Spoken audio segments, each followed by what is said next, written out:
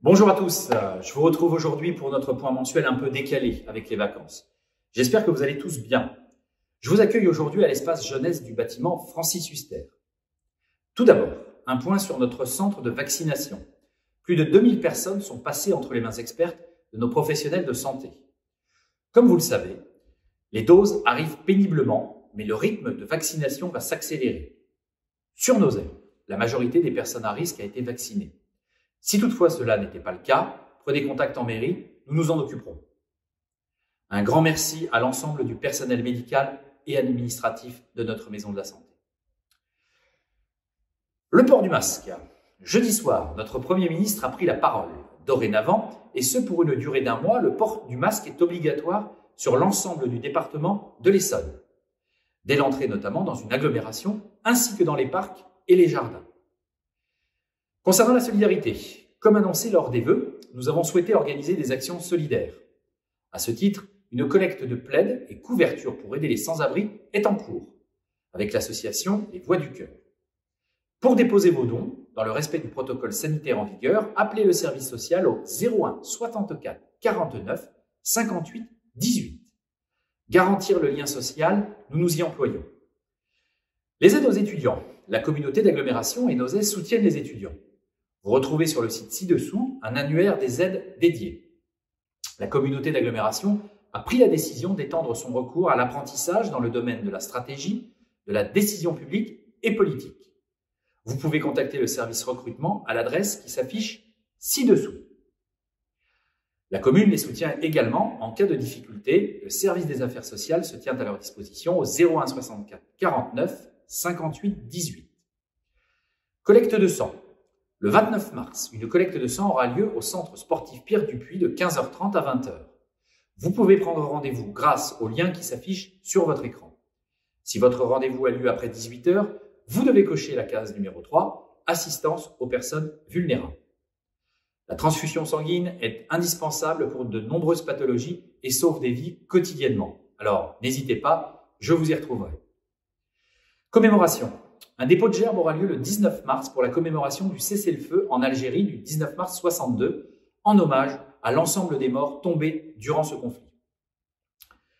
Les travaux se poursuivent rue de Villarceau. L'assainissement est terminé. Lundi 8 mars, la réfection de la chaussée débutera pour améliorer votre sécurité. Merci à tous pour votre patience. Les travaux d'agrandissement du parking du centre culturel Robert Hossein démarrent aussi lundi 8 mars. Pendant toute leur durée, vous pouvez stationner sur les places provisoires rue de Villarceau, de la Poupardière exceptionnellement, et sur le parking de la mairie. L'intérêt de ces travaux est d'augmenter le nombre de places pour faciliter l'accès à vos commerces, mais aussi pour les moments de spectacle. Ces places seront par la suite réglementées par des arrêts minutes et stationnement bleu. Les plus jeunes, et notamment le conseil municipal des jeunes, participeront à la revégétalisation de cet espace. Voilà plusieurs mois que nous vous l'avions annoncé, nous aurons prochainement 2 arrêts de bus maison de santé. Des travaux pour leur création vont avoir lieu à partir du 15 mars et risquent d'impacter la circulation sur la route départementale 35. L'intérêt de cette ligne sera de pouvoir rapidement relier la gare de Massy en partant de Nozay et vice-versa bien sûr. Merci pour votre vigilance. Le très haut débit. Nous réalisons un gros travail en ce moment avec la communauté d'agglomération pour pouvoir vous permettre de vous connecter à la fibre. 90% de nos foyers sont actuellement éligibles aux offres de la fibre. Faites-nous remonter vos difficultés si vous en aviez au 01 64 49 58 00. Les ordures ménagères. Nous sommes en ce moment en négociation pour le futur taux de taxe sur les ordures ménagères qui s'appliquera en fin d'année. Nous ne sommes pas satisfaits à ce jour du retour du syndicat des ordures ménagères. Nous ne manquerons pas de vous tenir au courant de la suite des événements. Votre sécurité. La vidéoprotection nous aide beaucoup à résoudre des affaires de petite délinquance sur la commune entre notre police municipale et la gendarmerie. Il y a peu de temps, nous avons identifié l'auteur de dépôts sauvages. Je rappelle que ceci est passible d'une amende de 1 500 €. De plus, la commune a porté plainte. Ce sera le cas à chaque fois. Le respect de notre environnement est primordial. Si toutefois vous êtes témoin d'une situation anormale, alors surtout, vous n'hésitez pas, vous appelez notre police municipale au 01 69 01 52 34 ou la gendarmerie au 01 69 63 25 00. C'est important et citoyen de le faire. Nous pensons fort à vous, nos commerçants et entrepreneurs, nos associations, nos soignants, nos enseignants et plus particulièrement nos seniors. Et j'en profite évidemment pour souhaiter en ce jour une très belle fête à toutes les grand-mères.